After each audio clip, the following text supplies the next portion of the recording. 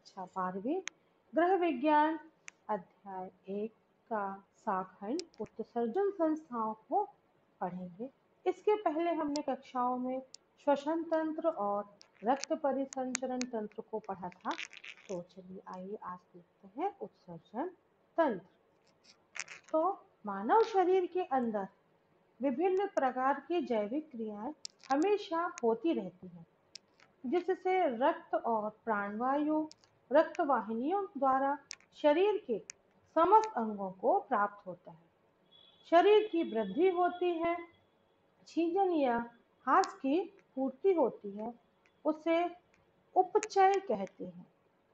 इसके अतिरिक्त शरीर की ऐच्छिक और अनैच्छिक क्रियाओं के फलस्वरूप कुछ पेशियां टूट फूट जाती हैं, नष्ट हो जाती हैं, उसे अपचय कहते हैं। तो ये उपचय और अपचय की क्रियाओं के पश्चात उपापचय की क्रिया होती है, जिसको इंग्लिश में मेटाबॉलिज्म कहते हैं। अपचय के परिणाम स्वरूप कुछ अवशिष्ट या निरुपयोगी पदार्थ तैयार होते हैं। जैसे प्रोटीन युक्त पदार्थों का निरुपयोगी स्वरूप यूरिया और यूरिक एसिड होता है। कार्बोज और वसा तत्व जलकर कार्बन डाइऑक्साइड, पानी की वाष्प आदि पदार्थ तैयार हो जाते हैं। गंधक, फास्फोरस और क्लोरीन आदि खनिज लवण जब ऑक्सीजन से मिलते हैं तो सल्फेट, फॉस्फेट, क्लोरेट आदि लवण बनाकर तैयार करते हैं।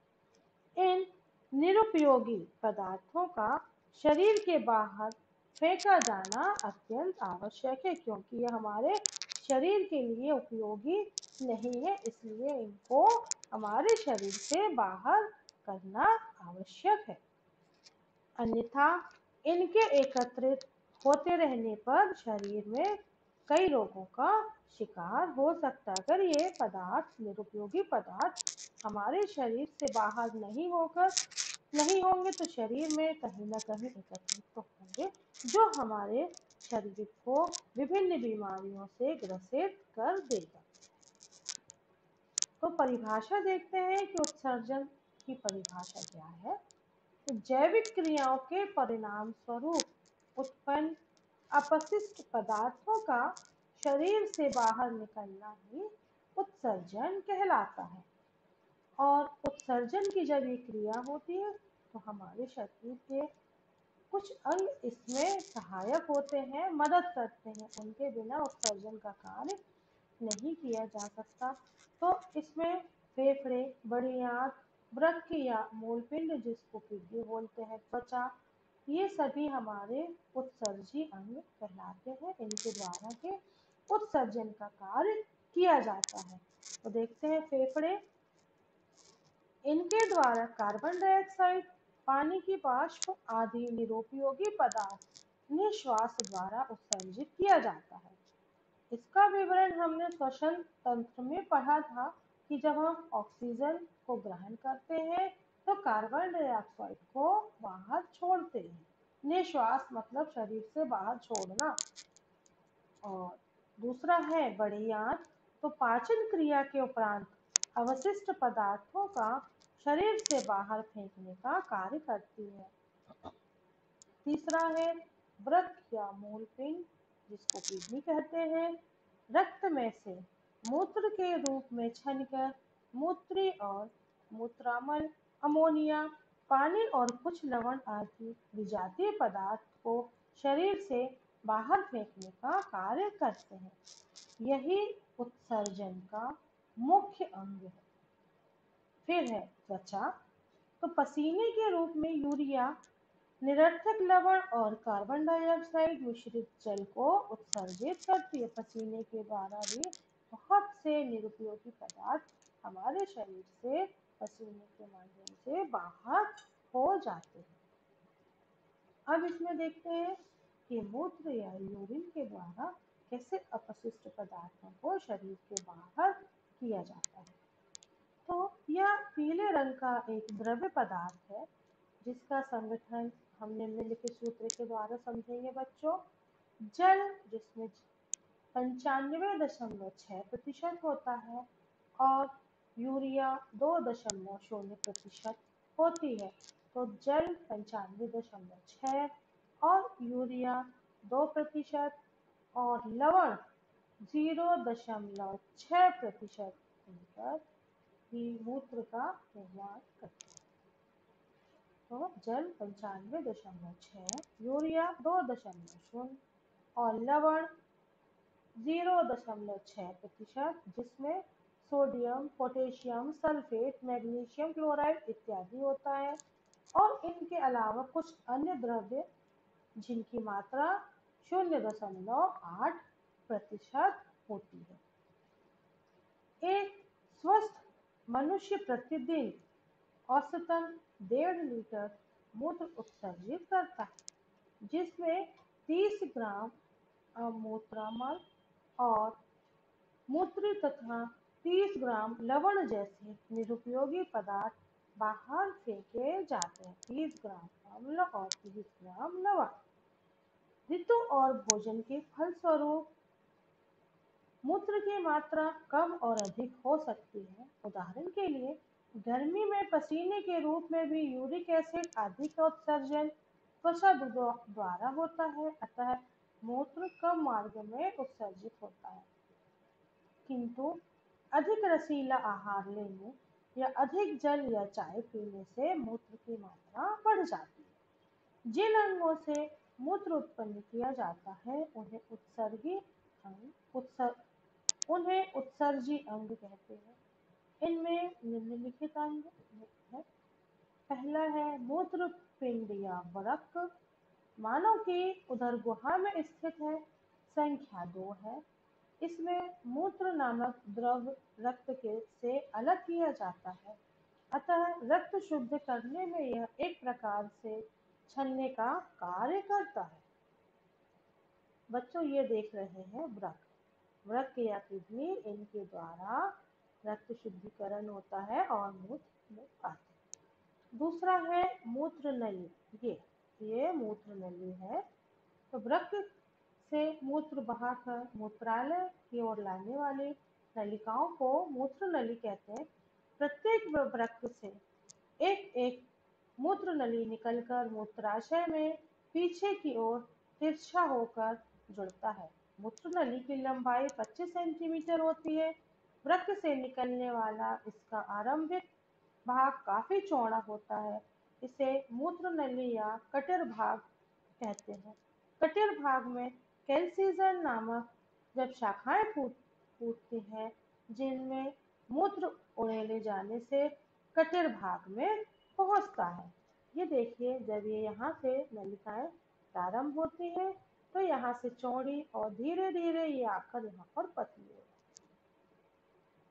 है। अब है मूत्राशय। यह एक अंडाकृत पीले रंग की थैली है जो लचीले स्नायुओं से बनती है। इसके भीतर अंतःत्वचा का आवरण होता है। इसके ऊपरी भाग में दोनों मूत्र नलिकाएं जुड़ती हैं, यह दिया है, यह मूत्राशय है। और निचले भाग में मूत्र मार्ग आरंभ होता है। मूत्र मार्ग के द्वार पर मूत्राशय में वर्तुलाकार स्नायुओं का पट्टा है जो सदैव द्वार बंद रहता है। मूत्राशय से करीब 200 मिलीलीटर मूत्र इकट्ठा हो जाने पर उसकी दीवार पर दबाव पड़ता है और मूत्र उत्सर्जन का अनुभव होने पर जब द्वार खुलता है तब मूत्र मार्ग में भेजा जाता है। मूत्राशय में स्थित स्थापक का गुण है तथा इसमें 200 से 250 मिलीलीटर मूत्र संचित हो सकता है।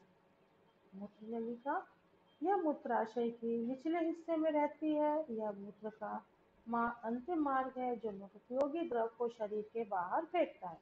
पुरुषों में मूत्र नलिका 7 से 8 इंच लंबी होती है, जिसमें 2 वीर नलिकाएं भी जुड़ती हैं। स्त्रियों में मूत्र नलिका 1.5 इंच लंबी होती है तथा योनि के ऊपर स्थित होती है।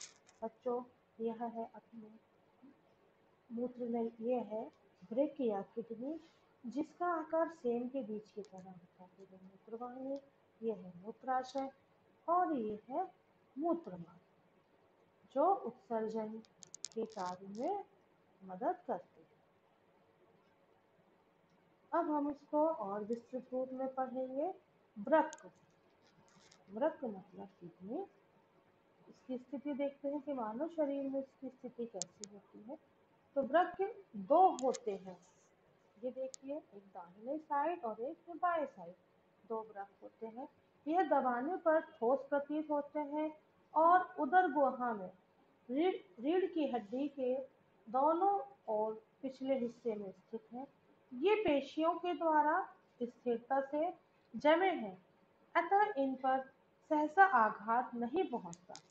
दाहिना वृक्क बाएं वृक्क की अपेक्षा जरा अ, अधिक अधिवृक्क दाहिना वृक्क बाएं वृक्क की अपेक्षा जरा नीचे होता है।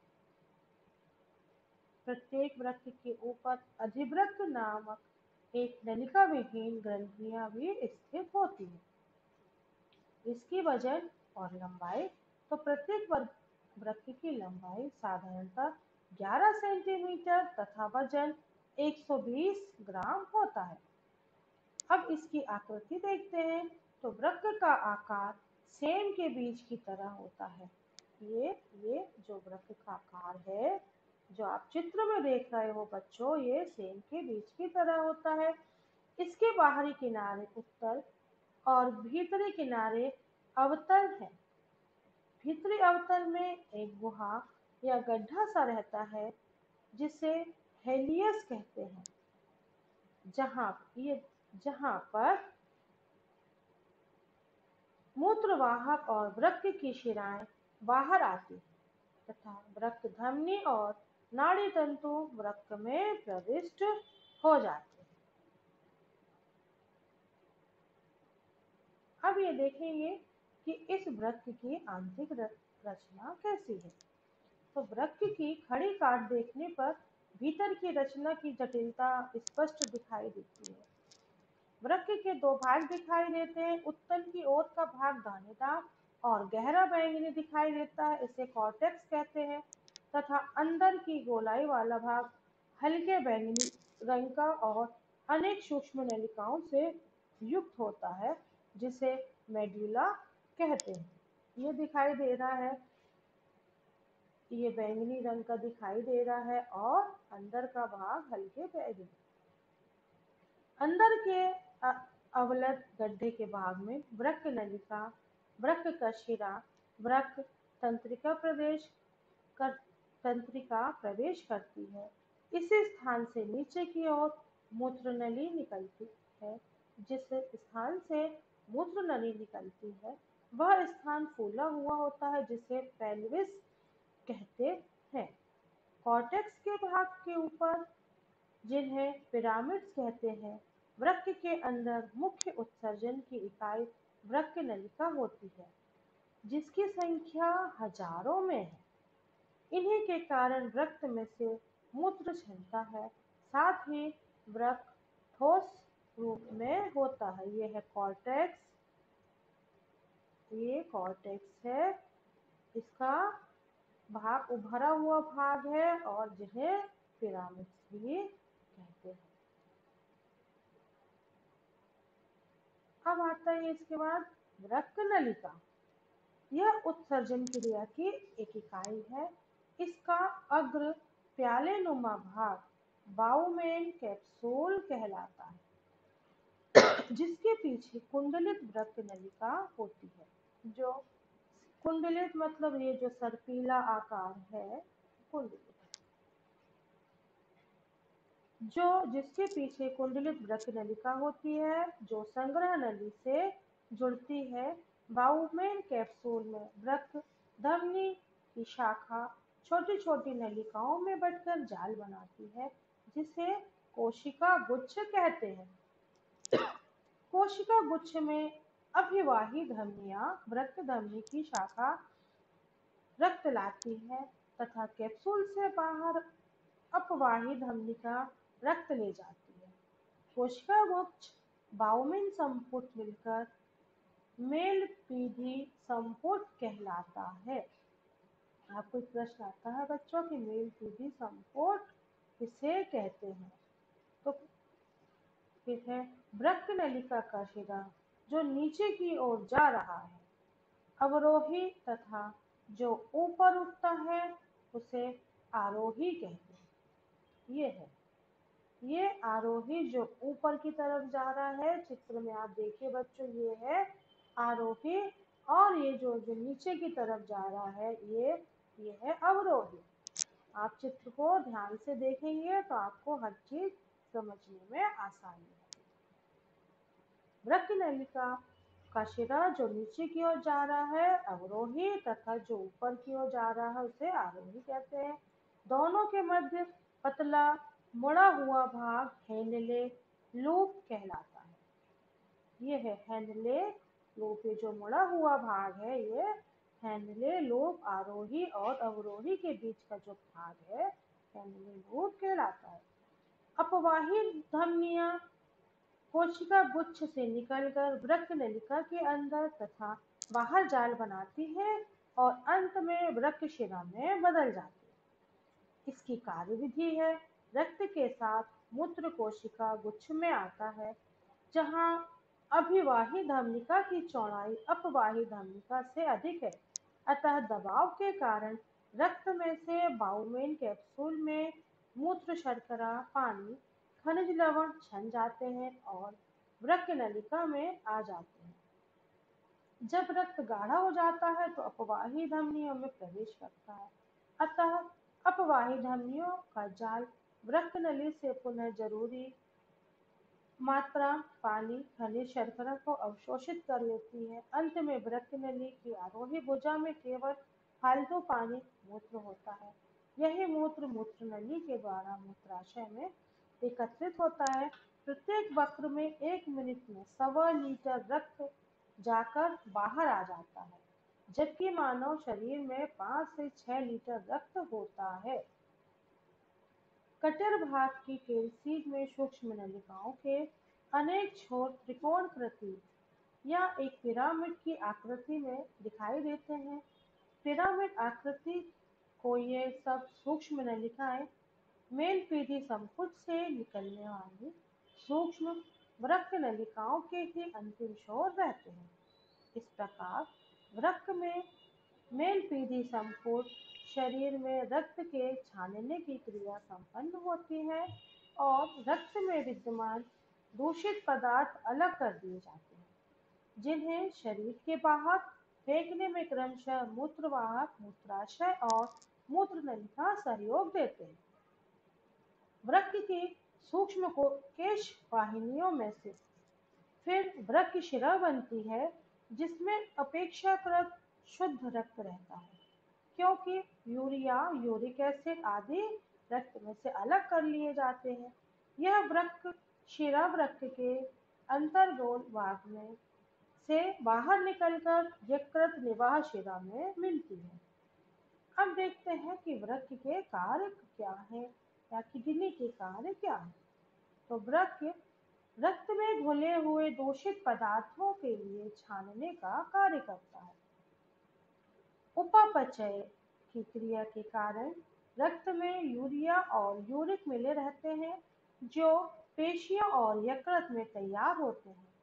जब दूषित पदार्थों से यकृत वृक्क में आता है तो वृक्क के कॉर्टेक्स भाग में रक्त अलग कर लिया जाता है, तब जाकर कैल्सीज में पहुंचता है।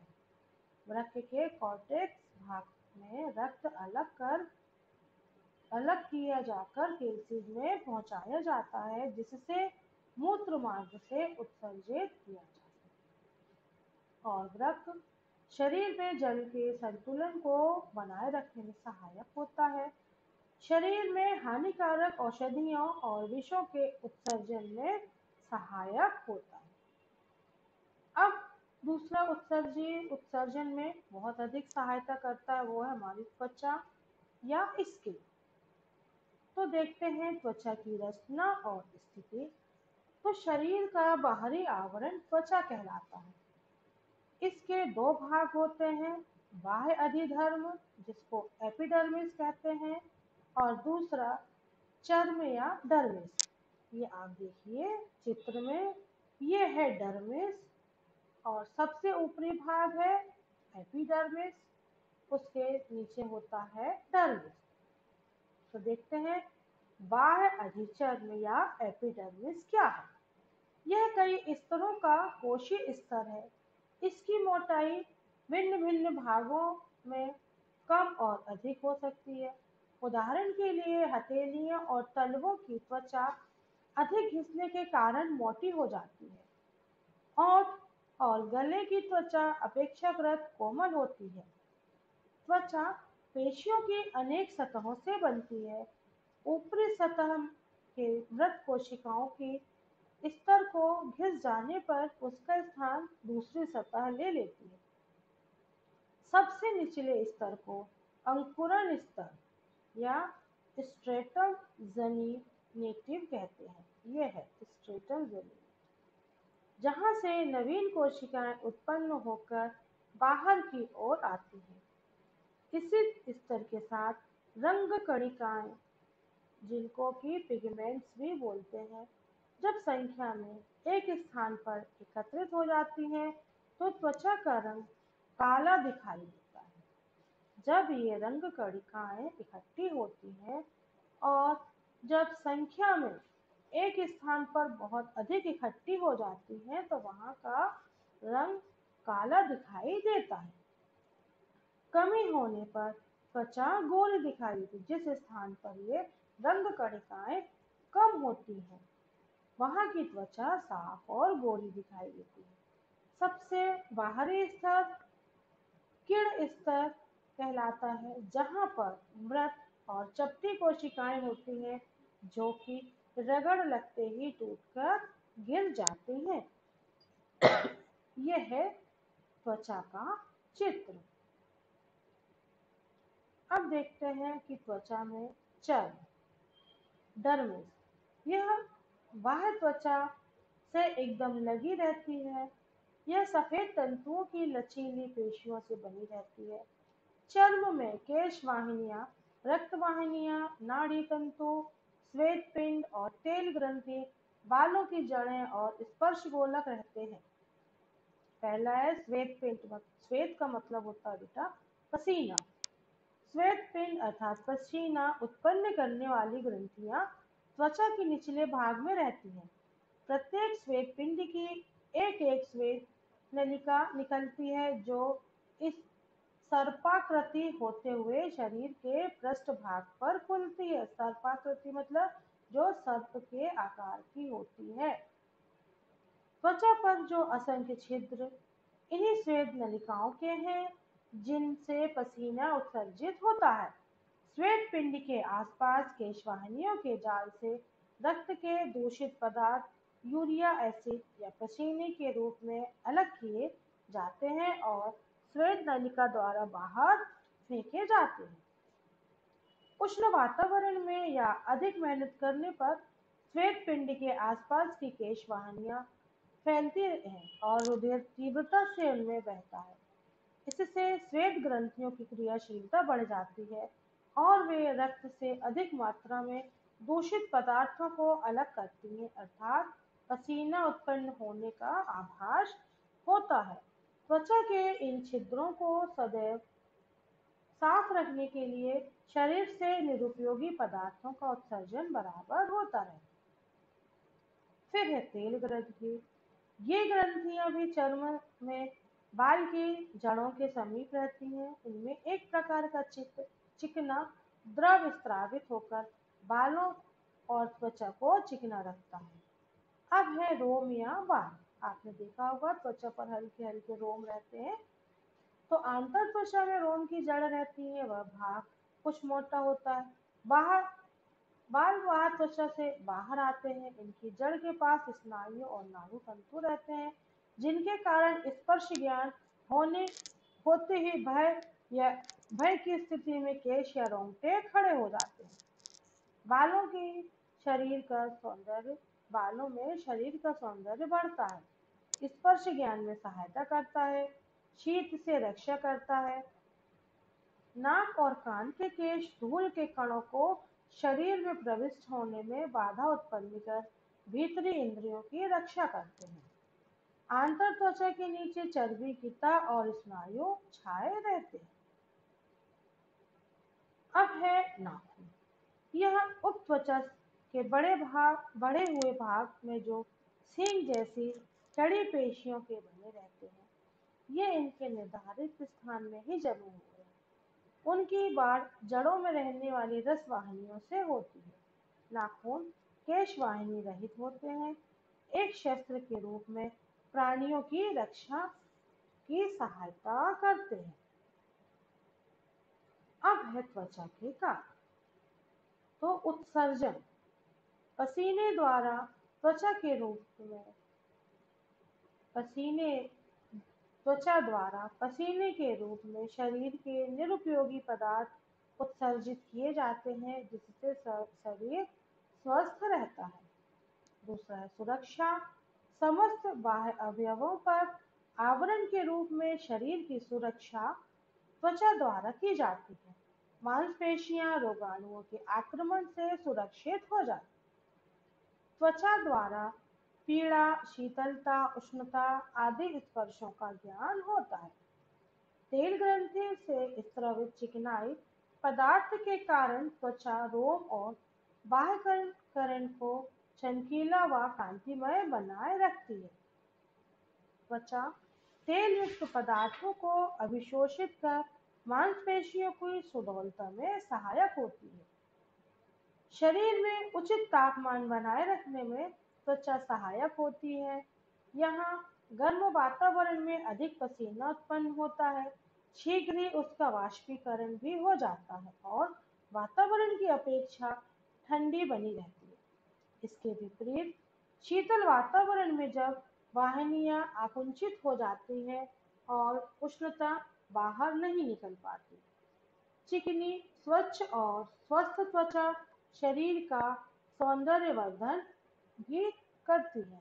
बच्चों, यह कुछ गृह कार्य के लिए प्रश्न है। मैं उम्मीद करती हूँ कि आप इनको अपनी कॉपियों पर लिखेंगे और अच्छे से याद करेंगे।